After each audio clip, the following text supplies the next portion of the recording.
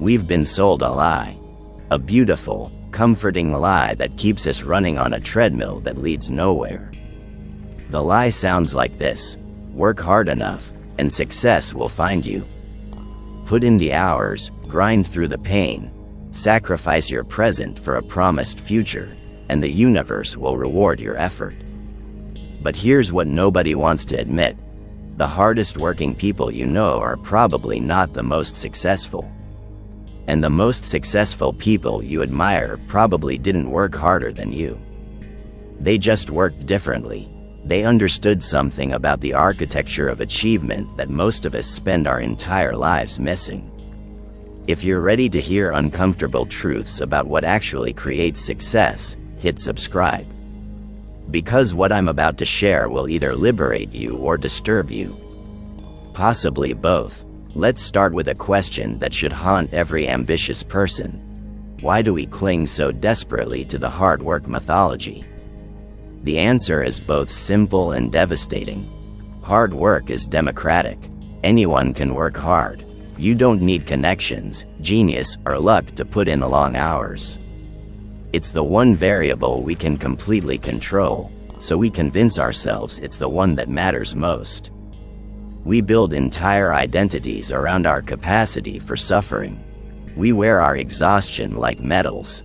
We compete over who sleeps less, who sacrifices more, who bleeds harder for their dreams. And in doing so, we mistake motion for progress, activity for achievement, suffering for significance. The research tells a different story. Studies on workplace productivity consistently show that output doesn't scale linearly with hours worked. In fact, beyond a certain threshold, more hours produce less work. Your brain isn't a machine that processes tasks at a fixed rate regardless of condition. It's a biological system with limitations, with rhythms, with needs that don't care about your ambitions or your work ethic. When you push past those natural boundaries, you don't become more productive. You become less discerning, less creative, less capable of the kind of strategic thinking that actually moves needles. But the mythology persists because it serves a function. It allows us to feel virtuous in our struggle. If success were truly about hard work, then our failures would have an explanation that preserves our self-worth. We didn't fail because we're inadequate. We failed because we didn't work hard enough yet. There's always another hour to give, another sacrifice to make, another level of commitment to reach. The goalpost can perpetually move, and we can perpetually maintain the fantasy that we're in control.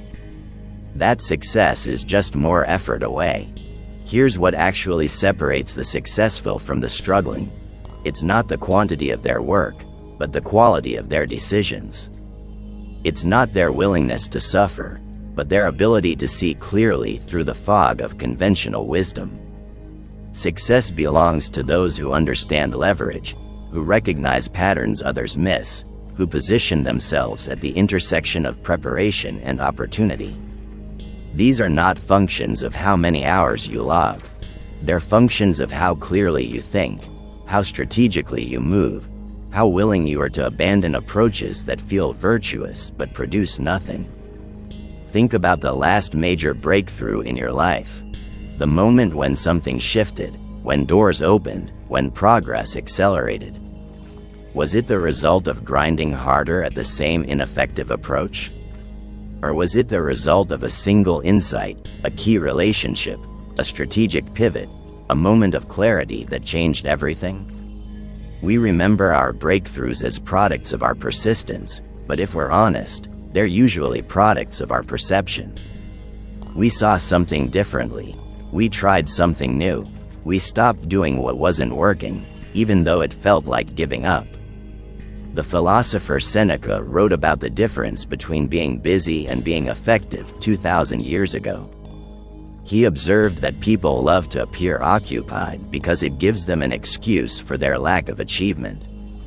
They can point to their packed schedules, their exhausting days, their endless commitments as evidence of their seriousness. But all that activity often serves as a sophisticated form of procrastination from the few actions that would actually matter.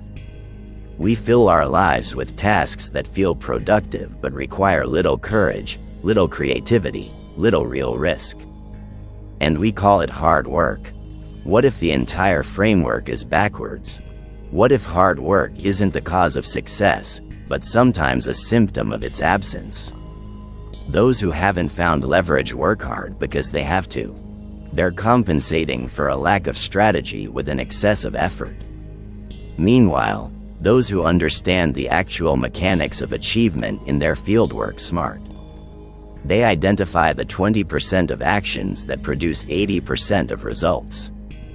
They say no to opportunities that would flatter their ego but dilute their focus. They build systems that multiply their efforts instead of just adding to them. This doesn't mean effort is irrelevant. It means effort is grossly overrated as a predictor of outcomes. You need enough effort to execute on good decisions, but no amount of effort can compensate for bad ones. You can work 18-hour days building a business nobody wants, writing content nobody reads, pursuing goals that don't align with who you actually are or what the world actually needs. And at the end of that marathon of suffering, you'll have nothing but exhaustion and resentment. Your hard work won't save you. It might actually be the thing destroying you. So if success isn't about hard work, what is it about? This is where most motivational content fails you. It tears down one myth but offers nothing substantial in its place, leaving you paralyzed between the old lie and the new emptiness. Let's rebuild from the ground up with something more honest, more useful, more aligned with how the world actually works. Success is about alignment. It's about the match between what you do, who you are, and what the world needs. When those three elements converge, effort becomes almost effortless. Not because the work is easy, but because resistance drops away. You're no longer pushing a boulder uphill. You're channeling energy that wants to flow in that direction anyway. This is what people mistake for talent or luck or privilege. It's actually just the absence of fundamental misalignment. Most people are working hard in the wrong direction. They've inherited goals from parents, absorbed values from culture, adopted definitions of success from people whose lives they wouldn't actually want. And then they wonder why the pursuit feels like drowning. Why every achievement feels hollow. Why they're exhausted but never fulfilled. The problem isn't that they're not working hard enough. The problem is they're working hard toward a destination that was never really theirs. Carl Jung spent his career exploring the concept of individuation, the process of becoming who you actually are rather than who you've been conditioned to be. He understood that most human suffering comes from this split between the authentic self and the performed self. We construct elaborate masks to meet external expectations, and then we pour tremendous energy into maintaining those masks, into living up to identities that don't fit. That energy expenditure looks like hard work. It feels like dedication, but it's actually a form of violence against your own nature. And violence, even self-directed violence, is never sustainable. This is why some people seem to glide toward success while others struggle despite equal or greater effort. It's not that life is easier for the gliders. It's that they've found or stumbled into alignment. Their natural inclinations match their chosen pursuits. Their deep values align with the demands of their path. There's still work involved, sometimes intense work, but it doesn't create the same internal friction. They're not constantly fighting themselves while also fighting the world. They're integrated, and integration is its own form of power. But here's what makes this particularly challenging. Finding alignment requires self-knowledge, and self-knowledge requires stillness. It requires stepping off the treadmill long enough to ask difficult questions. Who am I when nobody's watching? What do I actually value versus what do I think I should value? What energizes me versus what merely impresses others? These questions can't be answered while you're grinding. They require space, reflection, honesty that feels dangerous because it might reveal you've been climbing the wrong mountain. So we avoid them. We stay busy. We keep working hard because stopping feels like failure, like weakness, like admitting we don't know what we're doing. And in that avoidance, we ensure that our hard work will never translate into meaningful success. We become experts at effort while remaining amateurs at self-awareness. We build impressive resumes while neglecting to build coherent lives. The second element of actual success is leverage. And leverage is fundamentally about multiplication, not addition. When you work an extra hour, that's addition. You get one more hour of output. When you build a system that works while you sleep, that's multiplication. When you create something once that serves people infinitely, that's leverage. When you develop a skill that makes you 10 times more valuable rather than just working 10 times more hours, that's leverage. The wealthy understand leverage instinctively. They don't trade time for money beyond a certain point. They trade value creation for wealth accumulation. They build assets that appreciate. They create intellectual property that scales. They position themselves as connectors, as facilitators, as people who capture value from transactions rather than just participating in them. None of this is about working harder.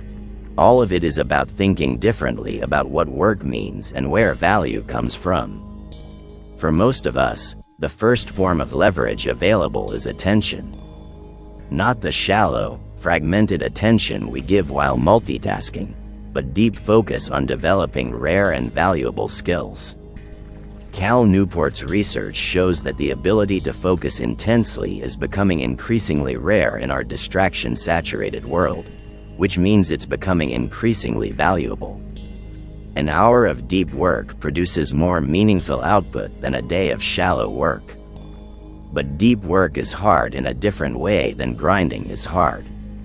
It doesn't produce visible suffering. You can't brag about it. It doesn't look impressive to others. So most people avoid it in favor of busy work that feels productive but creates nothing of lasting value. The third element is timing. And timing isn't about luck. It's about awareness. It's about reading the landscape of your field, your market, your culture carefully enough to see where energy is flowing, where gaps exist, where shifts are happening before they're obvious to everyone else. This kind of awareness doesn't come from working harder.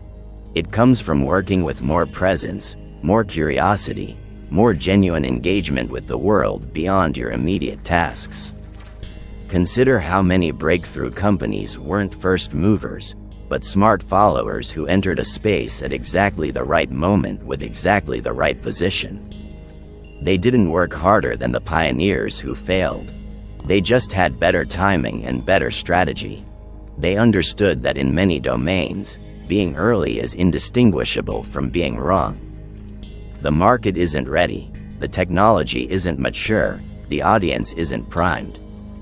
Effort expended in that environment generates friction, not momentum. Let's get practical. If success isn't primarily about hard work, what should you actually be doing? What does the alternative look like in concrete terms? Because philosophy without application is just intellectual entertainment. And you didn't come here to be entertained. You came here to transform. First, conduct a brutal audit of your current efforts. Not a performance review where you judge yourself, but an honest assessment of results per unit of energy invested. Where are you working hard but seeing minimal returns? These are your areas of misalignment or poor leverage. They might feel virtuous. You might be proud of your persistence in them. But if they're not producing meaningful progress, they're stealing life from you, not building toward anything. This is difficult because we've been conditioned to believe that quitting is weakness. We've absorbed countless stories about persistence paying off, about breakthroughs coming just after the point where people give up. And yes, those stories exist. but they're dramatically outnumbered by the stories nobody tells about people who persisted far too long in endeavors that were never going to work, who mistook stubbornness for strength, who sacrificed years to prove they weren't quitters instead of pivoting towards something with actual potential. The Stoics had a concept they called preferred indifference. These are things that are better to have than not have, but they're not essential to a good life, and they're not worth sacrificing your essential values to obtain. For many of us, our professional goals have shifted from preferred indifference to obsessions. We've made them identity-defining, and in doing so, we've trapped ourselves. We can't objectively evaluate whether our path is working because our ego is too entangled in the outcome. We can't pivot because it would mean admitting we were wrong, that all that hard work was potentially misdirected. Let that weight go. Your past effort is a sunk cost. It purchased learning, experience, clarity about what doesn't work. That's valuable, but it doesn't obligate you to continue down a path that isn't serving you. The ability to change direction based on new information is intelligence, not weakness. And every moment you spend defending a decision your past self made is a moment you could spend making a better decision for your future self. Second, prioritize learning over earning in the early stages of any pursuit. This sounds obvious, but watch how people actually behave. They optimize for immediate payoffs, for visible progress, for external validation. They take the job that pays more but teaches less. They focus on outputs that impress others rather than inputs that compound over time. They're working hard in the present while undermining their future leverage. The truly strategic move is often the opposite. Take less money to learn more. Take less credit to gain more access. Work where the learning curve is steep, even when it's uncomfortable, especially when it's uncomfortable. Because steep learning curves early create exponential advantages later. You're not building a work ethic. You're building capabilities that will make your future work dramatically more effective. Psychologist Anders Ericsson's research on expertise reveals something crucial. It's not practice that creates mastery, but deliberate practice. The difference is intentionality. Deliberate practice means working at the edge of your current ability with immediate feedback. It's uncomfortable. It's focused. It requires the kind of attention that's exhausting in a completely different way than just logging hours. Most people avoid it because it doesn't feel like hard work. It feels like struggling, and we've been taught that productive work should feel smooth, should be about powering through, not about constantly confronting the boundaries of our incompetence. But this is where transformation happens. Not in the millionth repetition of what you already know how to do, but in the intentional struggle with what you can't yet do. 10 hours of deliberate practice will advance your skills more than 100 hours of autopilot repetition. But it won't feel like it. It won't look impressive. You can't post about it on social media as easily. So most people choose the path that feels like hard work while avoiding the work that's actually hard in the ways that matter. Third, build systems instead of relying on heroic effort. James Clear's work on atomic habits demonstrates that small systems, consistently applied, beat intense motivation every time. But here's what's subtle about this. Building good systems is itself a form of work, just front-loaded work that most people aren't willing to do. It's easier to just push hard when you feel motivated than to design an environment that makes the right actions automatic. Think about your daily life. How much of your energy is being consumed by decision fatigue, by battling temptation, by forcing yourself to do things that your environment actively resists? Every one of those friction points is draining effort that could be directed toward actual progress. Successful people don't have more willpower. They just have better systems that require less willpower. They've designed their lives so that the default path is aligned with their goals. This means sometimes the most productive thing you can do is not work on your goal directly, but work on the systems that support that goal. Organize your space so that starting is effortless. Remove distractions before they can tempt you.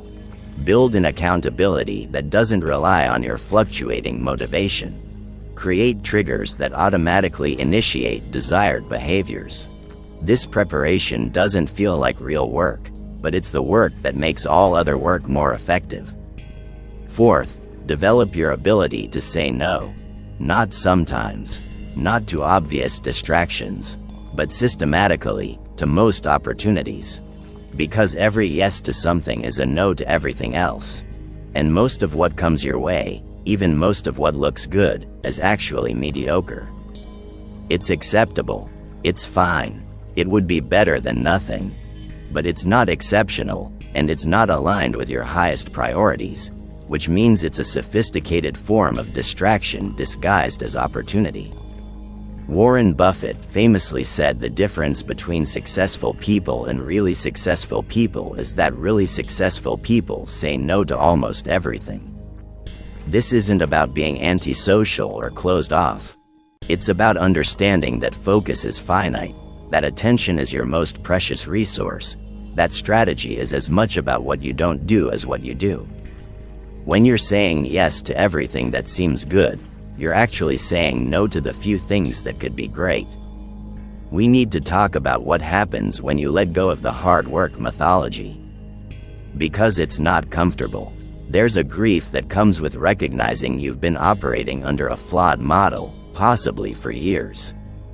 All that sacrifice, all that suffering, all those hours that you justified by telling yourself they would eventually pay off. What if they were just hours? What if the payoff isn't proportional to the pain? What if you could have achieved the same or better results with a completely different approach? This realization can feel like betrayal. You might feel angry at the culture that fed you these lies, at the mentors who praised your work ethic while never teaching you about leverage, at yourself for being naive enough to believe that effort alone would be enough. Sit with that anger. Don't push it away with more frantic activity. It's information. It's the sound of an old identity cracking, making room for something more accurate, more sustainable, more aligned with reality. The truth is that success has everything to do with value creation and almost nothing to do with effort expended. The market doesn't care how hard you worked. Your audience doesn't care how many hours you invested. They care about the end result. They care about whether you solved their problem, whether you created something beautiful, whether you delivered on the implicit promise of your offering. Your exhaustion doesn't add value to your product. Your sacrifice doesn't make your service more valuable. The sooner you internalize this, the sooner you can redirect your energy toward things that actually matter. This shift requires a fundamental reorientation of your relationship with work. Instead of asking, "How hard am I working?" start asking, "What impact am I creating?" Instead of measuring inputs, measure outcomes. Instead of glorifying busyness, cultivate effectiveness. This isn't about working less, though that might be a side effect. It's about working consciously, strategically, with clear intention about what you're trying to create and why. Viktor Frankl, who survived Nazi concentration camps and went on to found logotherapy, understood something profound about human motivation. He observed that people can endure almost any how if they have a strong enough why. But the inverse is also true. Without a meaningful why, no amount of how will satisfy you. You can have all the productivity hacks, all the discipline, all the work ethic in the world, and still feel empty because you're working toward goals that don't actually matter to you. You're just doing it because you think you should, because others expect it, because you've already invested so much that stopping feels impossible. What if you paused right now and asked yourself, if my current path leads exactly where it seems to be leading, will I be satisfied? Not whether you'll have achieved your stated goals, but whether those goals, once achieved, will actually deliver what you're really seeking. Because often what we're really seeking isn't the goal itself, but what we imagine the goal will give us. Respect, security, freedom, validation, peace. And sometimes there are much more direct paths to those underlying needs than the circuitous route we've chosen. The hardest question you might ever ask yourself is this: what am I trying to prove, and to whom? Because so much of our drive, our relentless work ethic, our need to achieve is actually rooted in something much less noble than we'd like to admit. We're trying to prove we're worthy. We're trying to earn love or respect that we're afraid we don't inherently deserve. We're trying to silence an inner critic that tells us we're not enough. And we've externalized that internal battle into a war with the world, convinced that if we just achieve enough, accomplish enough, work hard enough, we'll finally silence that voice. But you won't. External achievement doesn't heal internal wounds. Success doesn't make you feel successful if you're fundamentally convinced of your inadequacy. The finish line keeps moving because the race was never really about the external goal. It was always about finally feeling okay inside your own skin. And that feeling doesn't come from hard work. It comes from acceptance, from self-compassion, from recognizing your inherent worth independent of your achievements. This doesn't mean ambition is wrong or that striving for excellence is misguided. It means your relationship with those things needs to shift. You pursue excellence because it's an expression of who you are, not because you need it to prove who you are. You work hard when it serves your genuine aims, not because you're trying to outrun shame or inadequacy. The quality of your effort changes when it comes from wholeness rather than lack, from joy rather than fear, from choice rather than compulsion. As we close, I want you to consider what becomes possible when you release the tyranny of hard work as the primary virtue. You become available for insight. You create space for strategic thinking. You can evaluate opportunities clearly rather than just defaulting to whichever option requires the most sacrifice. You stop mistaking pain for progress. You start building a life that's effective rather than just effortful, meaningful rather than just busy. The successful people you admire aren't superhuman. They haven't unlocked secret reserves of willpower that you lack. They've just understood, consciously or unconsciously, that the game isn't about who can suffer most intensely. It's about who can see most clearly, choose most wisely, and execute most effectively on the few things that actually matter. That's available to you right now. Not after you work harder. Not after you sacrifice more. Right now, in this moment, by choosing to think differently about what creates results. Your hard work isn't wasted. It taught you something valuable. That effort alone isn't enough. Now you have the opportunity to add wisdom to that effort, to channel that remarkable capacity for dedication toward approaches that actually compound, that leverage, that multiply. Not to work less, but to work smart. Not to lower your standards, but to raise your strategy. Not to give up on success, but to pursue it through means that won't destroy you in the process. If this perspective challenges something in you, good. That discomfort is the sound of growth. Subscribe if you want more content that refuses to sell you comfortable lies. Because the path to genuine success isn't paved with harder work. It's paved with clearer thinking, better decisions, and the courage to question everything you thought you knew about achievement.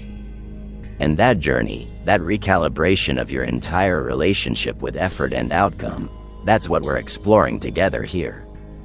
The harsh truth is that success has nothing to do with hard work. The liberating truth is that it has everything to do with clear-eyed strategy, genuine self-knowledge, and the willingness to work in ways that actually create leverage. You've been strong enough to work hard. Now become wise enough to work well.